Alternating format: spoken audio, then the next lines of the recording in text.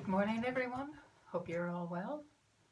Today is Sunday, the 10th of May, and today's reading is from Psalm 51, verses 3 to 6, and the devotional is from Prayer, Praise and Promises.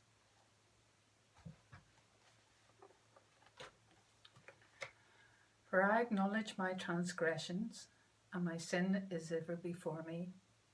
Against thee only have I sinned and done this evil in thy sight, that thou mayest be justified when thou speakest, and be clear when thou judgest. Behold, I was shapen in iniquity, and in sin did my mother conceive me. Behold, thou desirest in truth the inward parts, and in the hidden part thou shalt make me to know wisdom.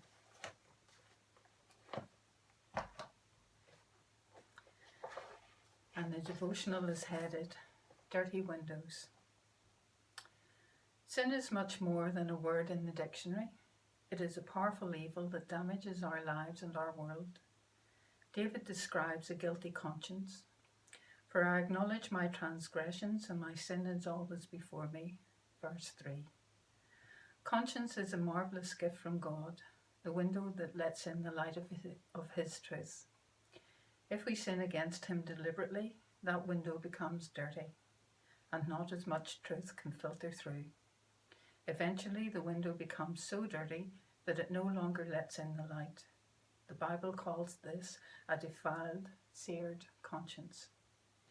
David covered his sin for about a year. He refused to be broken. He refused to humble himself before God. And what was his life like? He who covers his sins will not prosper. Proverbs 28:13. Did David prosper? No. Wherever he looked, he saw his sin. Before he sinned, David saw God wherever he looked. His heart was pure. Blessed are the pure in heart, for they shall see God. Matthew 5:8. Your heart affects your eyes. What you love in your heart, your eyes will seek. God wants truth in our inner being.